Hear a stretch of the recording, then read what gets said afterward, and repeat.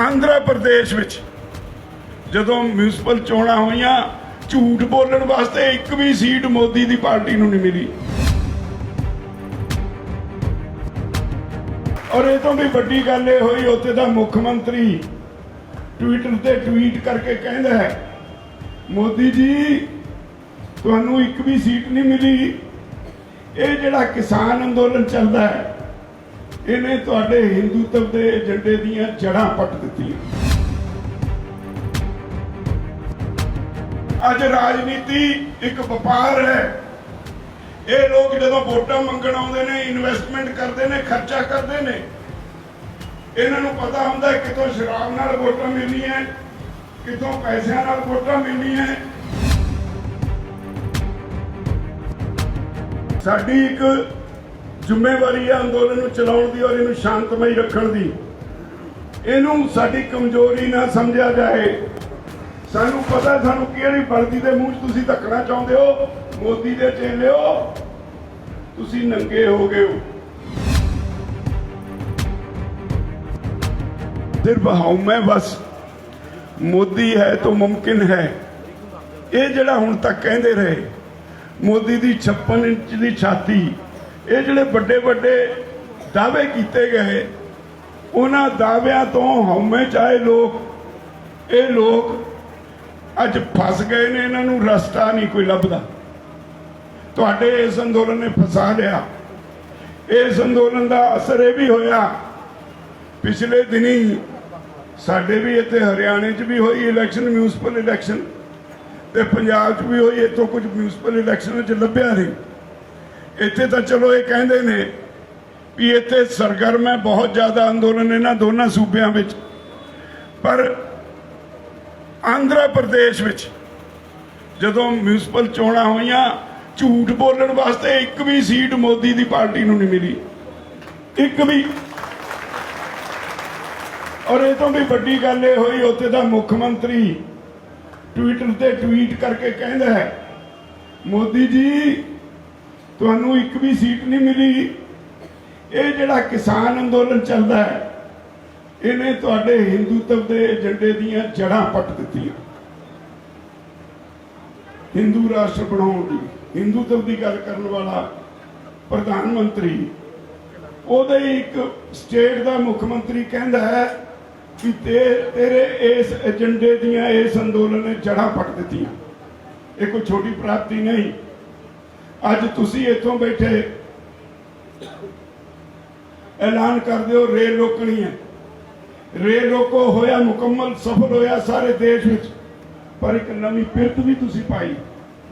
नवी पिरत ये पाई रेल भी रोकी रेल के मुसाफिरां नूं लंगर भी छकाया किते मिठाई खुआई किते फ्रूट वंडिया ते नाल जाके गया भरावो तुसीं साडे भरा हो तुहानूं कष्ट होया उहदे लई माफ़ी।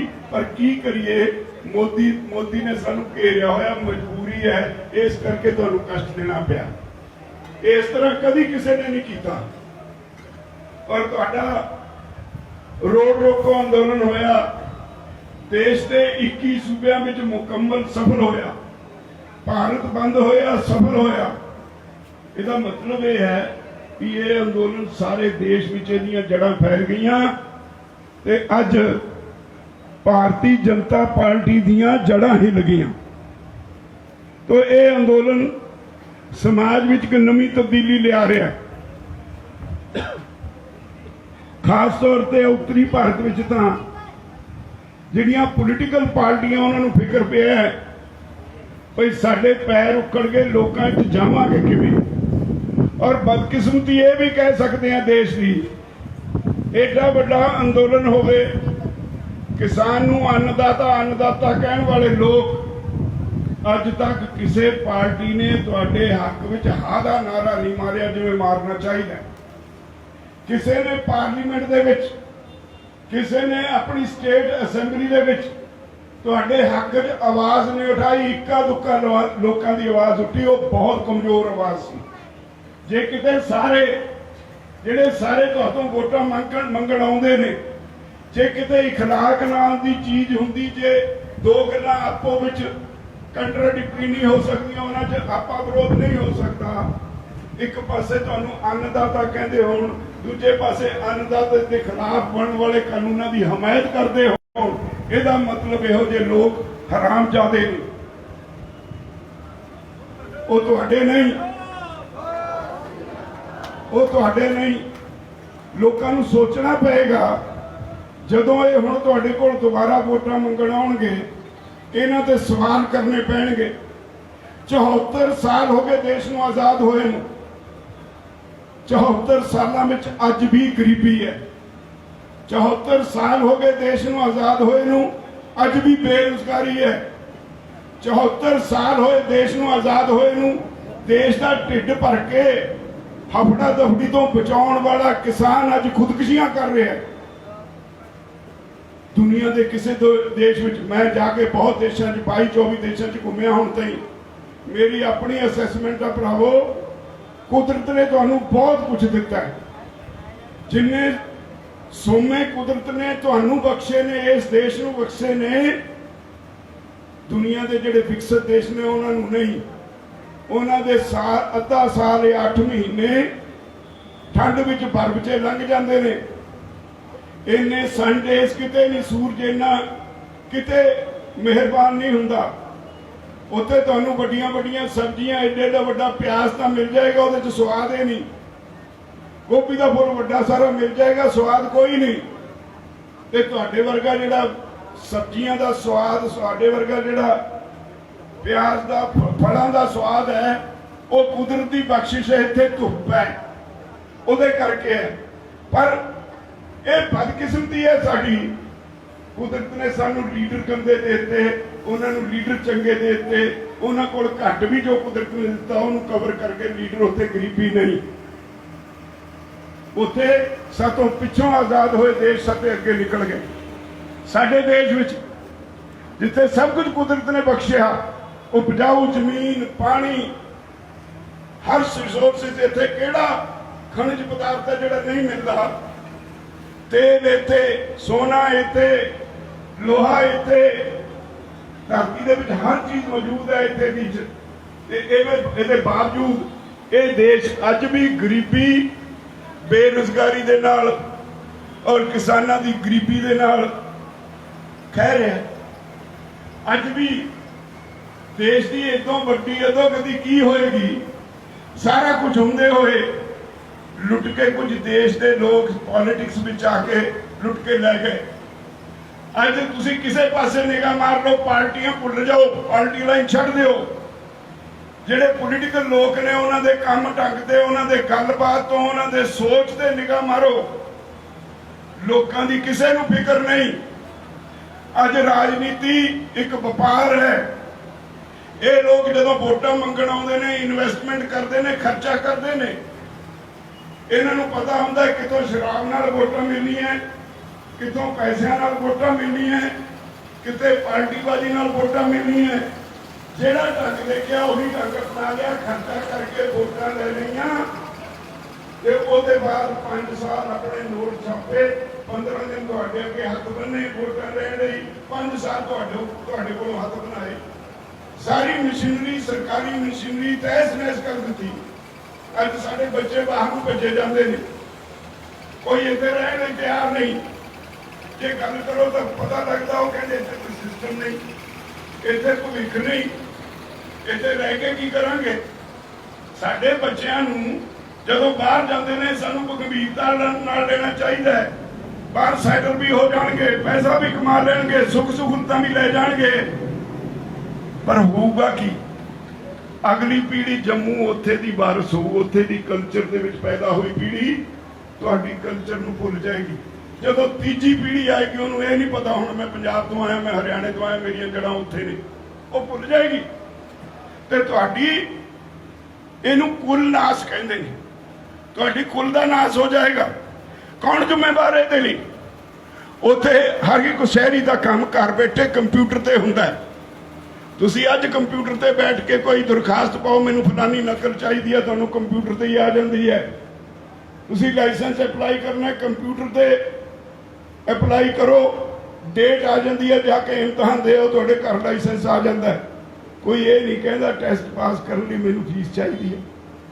कोई ये नहीं कहता पटवारी नूं नंबर लैण वेले रिश्वत चाहिदी है, कोई बड़े तो बड़ा काम कराउण लई रिश्वत नहीं मंगदा। एक सिस्टम है, उस सिस्टम के तहत हरेक नूं इंसाफ मिलता है।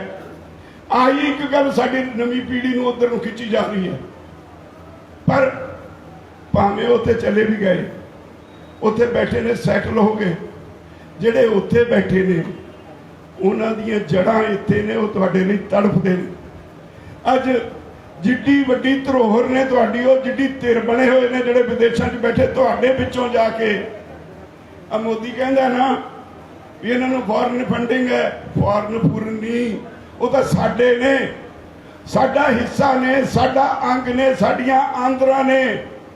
उन्हां नूं उत्ते तकलीफ है साडी, ते वो साडे लई मदद भेजदे ने। साडा परिवार है, तैनूं की तकलीफ है? तो साडा परिवार इन्होंने बौद्धिक तौर पर कमजोर किया, आर्थिक तौर पर कमजोर किया, सभ्याचारक तौर पर कमजोर किया। साडा सभ्याचार बर्बाद हो रहा है, आर्थिक तौर पर साडे पल्ले कुछ नहीं, तो कुछ पोलीटिकल लोग अमीर हो गए। जिहड़ा राजनीति एक बारी रह जाए, एक बारी MLA बन जाए, उहदे परिवार की दशा ही बदल जाती है, क्योंकि सिस्टम ठीक नहीं होया। जे सिस्टम ठीक होंदा तां संविधान तां कहंदा है government of the people, by the people, for the people. लोकां दी सरकार, लोकां द्वारा चुनी हुई, लोकां दे भले लई। लोक इत्थे बैठे ने, लोक इत्थे बैठे ने, जिहड़ा लोकां दा सेवादार है। ये जिहड़े सरकारी मुलाजम ने ना, इन्हां ते सर्विस रूल्स हुंदे ने। सर्विस रूल्स 'च लिखिआ है जिहड़ा सरकारी खजाने चों एक पैसा भी तनख्वाह वजों वसूल करता है, वो पब्लिक सर्वेंट है, लोगों का नौकर है, लोगों का सेवादार है। MLA MP मंत्री ये लाखां रुपया जिहड़ा ड्रा करते हैं तनख्वाहां पेंशनां भत्तियां 'च, ये लोगों के नौकर ने, पर बन के बह गए हुक्मरान। लोग अनजान सी, लोगों को अनजान रखा गया, लोगों को लुट्टण वास्ते, देश को लुट्टण वास्ते पार्टीबाजी च वंडिया गया, लोगों को नशियां ते लाया गया।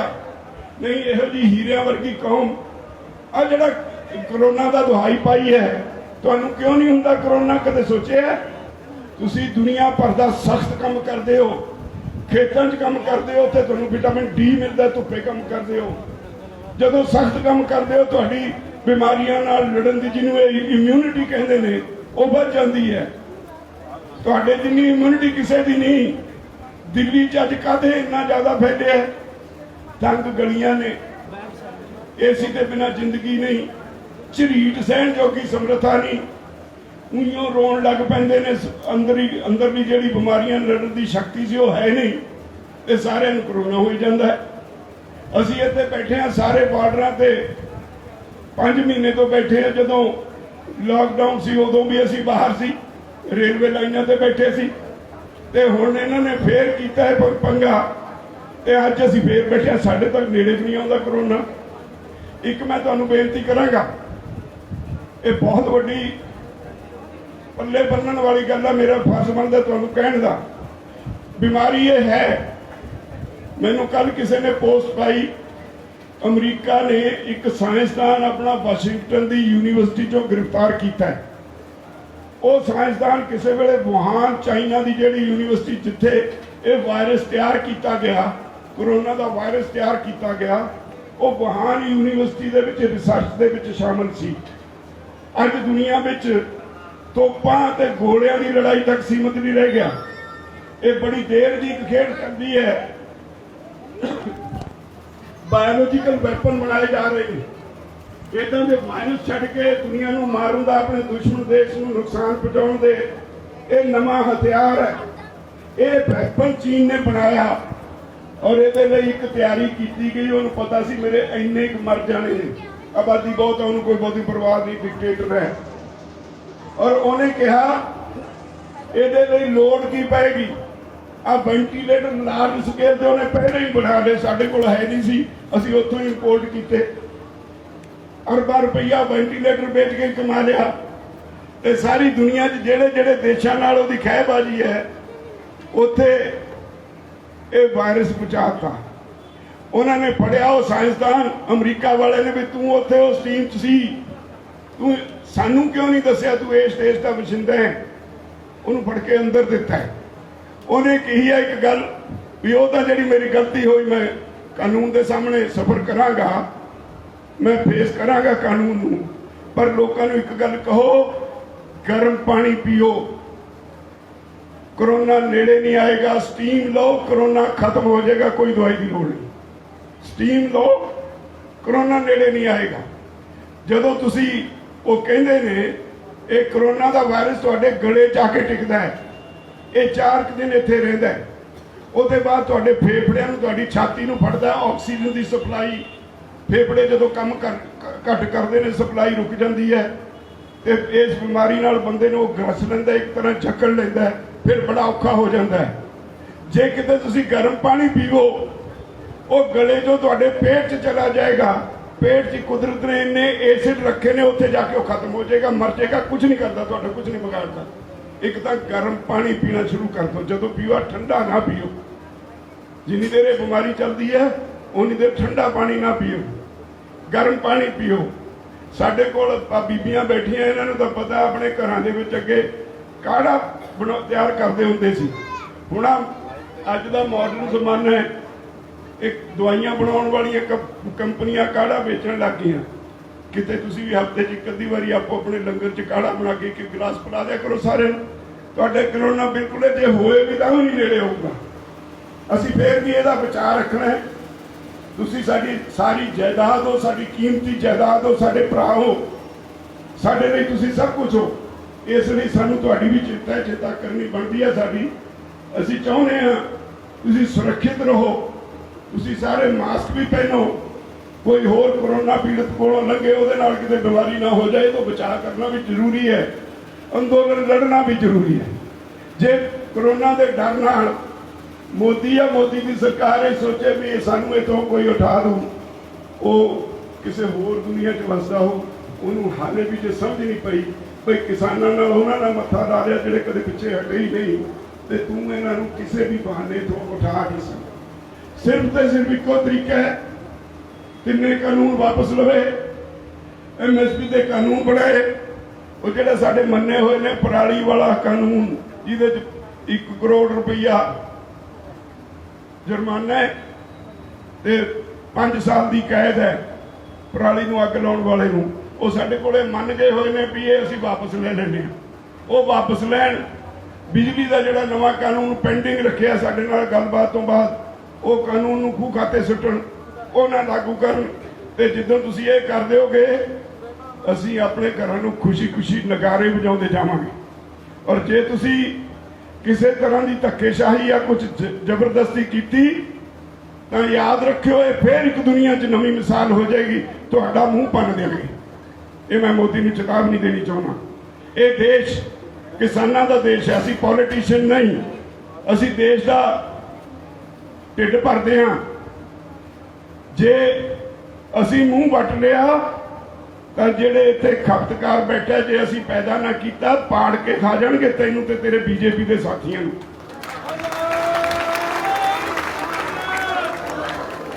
देश का अर्थचारा थले जा रहा है, अर्थचारे का ग्राफ नीचे जा रहा है, इंडस्ट्री का ग्राफ नीचे जा रहा है, जिहड़ा कॉमर्स का सारा नीचे जा रहा है। तो सिर्फ जो ऊपर गया तो खेती का गया, खेती का ग्राफ हेठा नहीं गया। ये देश का सारा अर्थचारा डुब जाता जे खेती ने ना बचाया होंदा। लॉकडाउन भी रहा, असी अंदोलन भी रहे, पर फिर भी पैदावार पक्षों असी घटन नहीं दिता, देश नूं अगे लेके गए हैं। ते जिहड़े लोग इस देश नूं बचाउण वाले ने, उन्हां नूं मोदी और उहदे साथी कहण भी असी किसी तरीके दबा लांगे, ये उन्हां दी गलतफहमी है। एक मैं होर तुहानूं बेनती करांगा, अजकल मोदी ते उहदियां एजेंसियां बहुत सरगर्म होईयां। वो किते कहंदे ने लीडरां दे दियां लत्तां भार नहीं चलदियां, किते कुछ लोग कहंदे ने असीं जबरदस्ती तुहानूं पार्लीमेंट वल तोड़ना है। असीं फैसला किया भी पार्लीमेंट वल जाना है, हाले असीं उहदे ढंग तरीके सोच रहे सी भी किहड़े तरीके नाल पार्लीमेंट वल मूव करना है। ਜਿਹਦੇ ਨਾਲ ਸਾਡਾ ਨੁਕਸਾਨ ਨਾ ਹੋਵੇ ਤਾਂ ਸਰਕਾਰ ਵਾਲਿਆਂ ਦਾ ਹੋਵੇ। ਉਹਦਾ ਤਰੀਕਾ ਤੈਅ ਕਰਨਾ ਸੀ, ਉਹਦੀ ਤਰੀਕ ਤੈਅ ਕਰਨੀ ਸੀ। ਇਹ ਫੈਸਲਾ ਹੋ ਗਿਆ ਸੀ, ਉਹ ਫੈਸਲਾ ਹੈ ਹਾਲੇ ਵੀ। ਪਰ ਕੁਝ ਲੋਕਾਂ ਨੇ, ਜਿਨ੍ਹਾਂ ਨੇ 26 ਜਨਵਰੀ ਨੂੰ ਇਸ ਅੰਦੋਲਨ ਨੂੰ ਸੱਟ ਮਾਰੀ, ਉਹ ਜ਼ਬਰਦਸਤੀ ਸਾਡੇ ਮੂੰਹ 'ਚ ਕੁਝ ਪਾਉਣ ਲੱਗੇ ਨੇ। ਤੇ ਪਰ ਵਧਾਈ ਦੇ ਪਾਤਰੋ, ਤੁਹਾਡੀ ਲੀਡਰਸ਼ਿਪ ਉਹਨਾਂ ਅੱਗੇ ਝੁਕੀ ਨਹੀਂ। ਜੋ ਮਰਜ਼ੀ ਕਰਨ, ਇਹ ਅੰਦੋਲਨ ਅਸੀਂ ਚਲਾਇਆ। ਸਾਡੇ ਬੇਨਤੀ ਤੇ ਸਾਡੀ ਅਪੀਲ ਤੇ ਲੋਕ ਇੱਥੇ ਆ ਕੇ ਬੈਠੇ ਨੇ, ਜਿਨ੍ਹਾਂ ਨੇ ਪੂਣੀ ਨਹੀਂ ਕੱਤੀ, ਜਿਨ੍ਹਾਂ ਦੀ ਕੰਟਰੀਬਿਊਸ਼ਨ ਜ਼ੀਰੋ ਹੈ। ਜੇ ਉਹ ਸਾਨੂੰ ਸ਼ਰਤਾਂ ਡਿਕਟੇਟ ਕਰਾਉਣਗੇ, ਅਸੀਂ ਨਹੀਂ ਮੰਨਣ ਵਾਲੇ। ਅਸੀਂ ਇਹਨਾਂ ਦੀ ਮੰਨਾਂਗੇ, ਤੁਹਾਡੀ ਨਹੀਂ ਮੰਨਦੇ। ਸਾਨੂੰ ਸਾਰਾ ਸਿੱਖਣਾ ਹੁੰਦਾ ਹੈ। ਸਾਡੀ ਇੱਕ ਜ਼ਿੰਮੇਵਾਰੀ ਹੈ ਅੰਦੋਲਨ ਨੂੰ ਚਲਾਉਣ ਦੀ ਔਰ ਇਹਨੂੰ ਸ਼ਾਂਤਮਈ ਰੱਖਣ ਦੀ। ਇਹਨੂੰ ਸਾਡੀ ਕਮਜ਼ੋਰੀ ਨਾ ਸਮਝਿਆ ਜਾਏ। ਸਾਨੂੰ ਪਤਾ ਸਾਨੂੰ ਕਿਹੜੀ ਵਰਦੀ ਦੇ ਮੂੰਹ 'ਚ ਤੁਸੀਂ ਧੱਕਣਾ ਚਾਹੁੰਦੇ ਹੋ। ਮੋਦੀ ਦੇ ਚੇਲਿਓ, ਤੁਸੀਂ ਨੰਗੇ ਹੋ ਗਏ ਹੋ। ਜਿਹੜੇ 26 ਜਨਵਰੀ ਨੂੰ ਜਿਨ੍ਹਾਂ ਨੇ ਜੋ ਕੁਝ ਕੀਤਾ, ਉਹ ਇੰਨੀ ਕਾਹਲੀ 'ਚ ਨੇ ਭਈ ਇੱਥੇ ਕੁਝ ਐਸਾ ਕਾਰਾ ਕਰ ਦਈਏ ਤੇ ਅੰਦੋਲਨ ਫੇਲ ਹੋ ਜਾਏ। ਸਗੋਂ ਤੁਸੀਂ ਚੌਕਸ ਕਰ ਦਿੱਤਾ ਸਾਨੂੰ। ਅਸੀਂ ਹੋਰ ਗੰਭੀਰਤਾ ਨਾਲ ਸੋਚ ਕੇ ਵਿਚਾਰ ਕੇ ਕਿਵੇਂ ਜਾਣਾ ਉਹ ਤੈਅ ਕਰਾਂਗੇ, ਤਰੀਕ ਵੀ ਤੈਅ ਕਰਾਂਗੇ। ਪਰ ਉਹ ਤੋਂ ਪਹਿਲਾਂ ਜਿਹੜਾ ਆਹ ਡਰਾਮਾ ਨਵਾਂ ਮੋਦੀ ਨੇ ਰਚਿਆ ਹੈ ਵੀ ਕਰੋਨਾ ਦੇ ਬਹਾਨੇ ਨਾਲ ਆਪਰੇਸ਼ਨ ਕਲੀਨ ਚਲਾਉਣਾ ਹੈ, ਇਹਦੇ ਲਈ ਅਸੀਂ ਸਾਰੇ ਭਰਾਵਾਂ ਨੂੰ ਅਪੀਲ ਕੀਤੀ ਹੈ। ਪੰਜਾਬ 'ਚ, ਹਰਿਆਣਾ 'ਚ, ਯੂਪੀ, ਰਾਜਸਥਾਨ, ਜਿੱਥੇ ਕਿਤੇ ਵੀ ਬੈਠੇ ਨੇ, ਹਾੜੀ ਵੱਢ ਲਈ। ਉਸੇ ਤਰ੍ਹਾਂ ਪਹਿਲਾਂ ਵਾਂਗ ਮੋਢਾ ਵੱਜਣਾ ਚਾਹੀਦਾ। ਫੇਰ ਇੱਥੇ ਆ ਜਾਓ ਸਾਰੇ। ਇਹ ਤੁਹਾਡੀ ਅਣਖ ਨੂੰ, ਤੁਹਾਡੇ ਕਲਚਰ ਨੂੰ, ਤੁਹਾਡੇ ਸੱਭਿਆਚਾਰ ਨੂੰ ਵੰਗਾਰਿਆ ਮੋਦੀ ਨੇ। ਅਸੀਂ ਪੰਜਾਬੀ ਹਰਿਆਣਵੀ ਇੱਕੋ ਹਾਂ। ਅਸੀਂ ਕਦੇ ਪਿੱਛੇ ਪੈਰ ਨਹੀਂ ਪੱਟਿਆ, ਅਸੀਂ ਅੱਗੇ ਹੀ ਵਧਦੇ ਹੁੰਦੇ ਹਾਂ। ਤੋ ਇਸ ਲਈ ਮੇਰੀ ਅਪੀਲ ਹੈ, ਜਿਹੜੇ ਇੱਥੋਂ ਦੇ ਛੁੱਟੀ ਲੈ ਕੇ ਹਾੜੀ ਵੱਢਣ ਗਏ ਸੀ, ਹਾੜੀ ਵੱਢੀ ਗਈ, ਸਾਰੇ ਵਾਪਸ ਆ ਜਾਓ। ਵੱਡੀ ਗਿਣਤੀ 'ਚ ਆਉਣੇ ਸ਼ੁਰੂ ਵੀ ਹੋ ਗਏ ਤੇ ਅਸੀਂ ਫੇਰ ਮੂੰਹ ਤੋੜ ਜਵਾਬ ਦੇਵਾਂਗੇ। ਪ੍ਰੋਗਰਾਮ ਐਸਾ ਉਲੀਕਾਂਗੇ, ਮੋਦੀ ਨੂੰ ਅਗਲੀਆਂ ਪਿਛਲੀਆਂ ਸਾਰੀਆਂ ਨਾਨੀ ਚੇਤੇ ਆ ਜਾਓ ਔਰ ਜਿੱਤ ਕੇ ਅਸੀਂ ਜਾਵਾਂਗੇ। ਸਿਰਫ ਤੁਹਾਨੂੰ ਇੱਕੋ ਅਪੀਲ ਹੈ, ਤੁਹਾਡੇ ਵਿੱਚ ਆ ਕੇ ਕੋਈ ਵੀ ਕੋਈ ਸ਼ੋਸ਼ੇ ਛੱਡਦਾ ਉਹਦੇ ਤੇ ਵਿਸ਼ਵਾਸ ਨਹੀਂ ਕਰਨਾ।